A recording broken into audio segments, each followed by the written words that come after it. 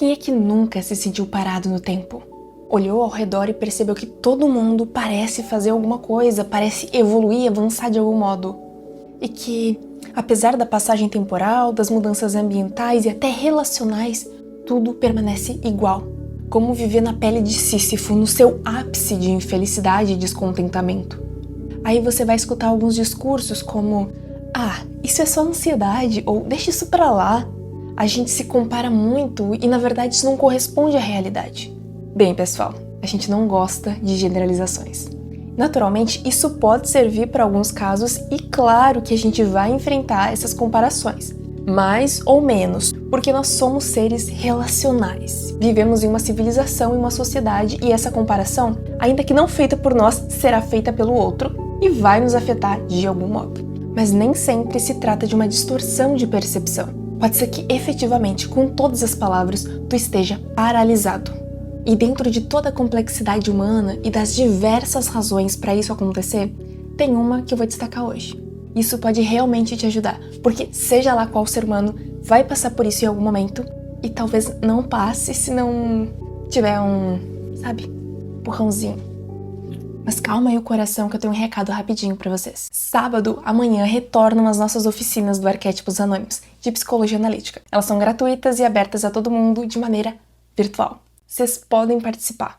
Segundo o Psiquismo Ontológico, já foi lançado esse livro espetacular, que reúne mais de 40 autores e 70 obras em contos, poesias, crônicas e afins. Tem como marca-página e um livreto sobre os autores. Vocês podem adquirir pela Amazon, mas eu vou deixar aqui um outro link. E os 4 primeiros que adquirirem com o cupom PSIC vão ganhar um sketchbook de brinde, tá? Mas agora voltando ao ponto primário de frustração, qual questão tão intrínseca está por trás dessa insignificância, dessa paralisia, desse não movimentar diante da existência? É claro que eu mencionei o Sísifo antes, que trabalha, realiza sem obter sucesso naquilo que ele se propõe. E apesar de eu gostar bastante das questões existenciais, de filosofia, hoje a gente está indo para um campo um pouco mais praticável. Mas o que existe antes da reflexão? Meus queridos etimologistas, reflexão nasce de 2 termos do latim. Re, que é um prefixo que a gente já está bem habituado de repetir, de tornar, de olhar para trás, e flexos. Agora, vocês vão pensar um pouco, flexão, o que é flexão? É a gente se curvar diante de alguma coisa. Então, re mais flexo seria se curvar diante de algo que passou, se inclinar diante disso. Bem, eu sei que vocês são espertos, mas para que a gente está olhando afinal? Seria a reflexão a solução para os nossos problemas? Ela tem um papel. É importante que a gente analise as coisas que se foram, conforme as implicações e as significações. Porém, quando a gente fica tão fixado na reflexão, a gente esquece que ela possui um objeto, a experiência. A minha experiência, a tua experiência, o que a gente experimenta de maneira tácita, imediata, aqui, agora, nesse mundo. E se as tuas experiências estão adoecidas, as tuas reflexões também passarão pelo mesmo processo. Entende? Porque você está se curvando em cima de uma coisa que está com problema. Problema com problema não vai vir solução do nada. Por isso, a perspectiva que eu trago aqui hoje é da Gestalt terapia. A tradução mais literal, ela quer dizer forma. Nela, tu encontra uma série de vertentes, teorias, incluindo o próprio design. Quem é que nunca escutou sobre a proporção áurea, né? Existem formas e simetrias específicas que geram interesse e conforto aos nossos olhos. Alguma coisa para onde a gente inevitavelmente acaba olhando. Algumas cores que nos remetem a sentimentos e emoções específicas que nos suscitam certas experiências. Mas a Gestalt é muito mais do que isso. Ela existe enquanto um método terapêutico em que o foco são as formas. Mas para entender isso, rogo a atenção de vocês. Toda a atenção possível para entender esses conceitos que são simples, mas exigem um pouco de intencionalidade. Eu tô falando de awareness. No sentido literal, algum de vocês pode pensar: uou, caraca, consciência! Agora a gente tá usando termos em inglês para uma coisa que a gente já tem a correspondência. Não, porque awareness não é simplesmente a tradução literal, mas um conceito da Gestalt terapia. Ela adquire um sentido próprio, que corresponde à apreensão das totalidades. Eu sei que pode parecer abstrato por enquanto, mas emprega um pouquinho mais de esforço que a gente vai chegar lá, juntos, tá bom? Então agora eu vou pedir que tu imagine um campo. Esse campo vai guiar a nossa reflexão. Ele é o que a gente vai chamar de fronteira. Ele não é nem interno, ou seja, que pertence ao seu mundo subjetivo, e ele nem é externo, que está no meio do ambiente, nas outras pessoas, no outro mesmo. Não, ele está no limite entre o ambiente e entre você. E nesse campo a gente vai imaginar um pouquinho além. Desejos, necessidades, medos, conflitos não resolvidos, demandas externas, internas, questões de moralidade, crenças pessoais, religiosas, filosóficas, tudo. E esse é o ponto crucial para nossa compreensão. Formas. Cada uma dessas coisas é uma forma. Seja um pouquinho mais intencional. Não só imagina de maneira geral como os conflitos de uma pessoa, os conflitos da humanidade. Não. Imagina os teus conflitos, os teus problemas, os teus dilemas. Isso quer dizer os medos que tu tá enfrentando, as necessidades, tanto biológicas quanto emocionais, psíquicas, como essas coisas entram em conflito entre si e parecem não conversar, como se uma de fato estivesse brigando com a outra. E é exatamente isso que está acontecendo. Essas formas estão entrando em conflito pela tua atenção e nenhuma delas está conseguindo de fato, gerando o quê? Uma bagunça. Nenhuma consegue se tornar clara, visível, resoluta. E o resultado mais comum para isso é que tu te torna refém de uma experiência. E o que é isso? Existem 3 principais formas de awareness em que isso acontece. A primeira delas é a awareness ociosa, uma paralisia. Não existe movimento de integração com as formas. Não só imagina de maneira geral como os conflitos de uma pessoa, os conflitos da humanidade, não.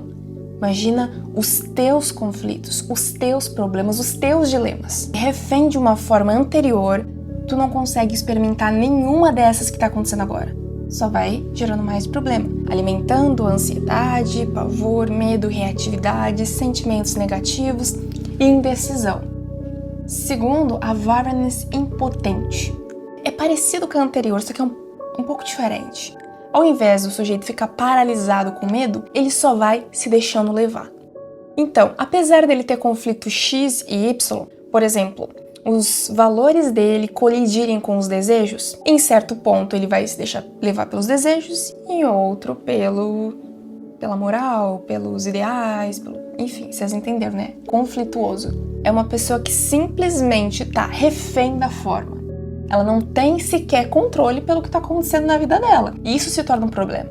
É aquela coisa, ele é uma folha ao vento. E o terceiro caso é uma awareness criativa, em que o sujeito realmente consegue viver, experimentar forma através de forma, cada uma delas. Se a tua sensação é de paralisia ou de estar parado diante da existência, possivelmente esse não seja o teu caso agora, mas pode ser. Parece que é uma bola de neve de circunstâncias desagradáveis. O que então deve ser feito? Vamos voltar para a Gestalt. Ela não é apenas a compreensão das formas, mas a procura pelo livre fluxo de awareness.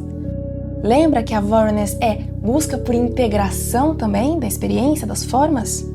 Certo, a gente já sabe que a confusão é grande e que tu pode estar simplesmente paralisado ou só revivendo uma mesma experiência anterior, sempre refletindo, sempre voltando para lá e não experienciando. A experiência, ela é dinâmica, ela precisa ser vivenciada. Mas se a gente fica só pensando naquilo que se foi, essas coisas aqui não são, de fato, vividas. E não vividas não são integradas. A solução, então, é começar a fazer um monte de coisa? Não, definitivamente não. Para ficar mais claro, a gente tem 3 fases para awareness, seja para esse fluxo livre, contínuo de integração dessas formas. Primeiro, sentir no campo. Sentir o quê? Sentir com os teus sentidos, com a tua vida, com a tua pulsão de vida. Experimentar de fato a sensação e o que está acontecendo ali. Eu sei que é um desafio, é difícil, não é fácil fazer isso. Mas ok. O segundo ponto deixa um pouquinho mais claro, que é o excitamento. O excitamento nada mais é do que uma diferenciação. É quando algo se torna maior ou mais destacado do que as coisas ao redor.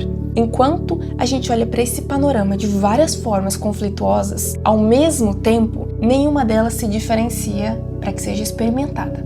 eu e tu, enfim, o sujeito precisa observar uma dessas formas. Ah, vou olhar primeiro para esse conflito familiar que eu não resolvi. Primeiro isso. É realmente aquela coisa de uma coisa de cada vez, sabe?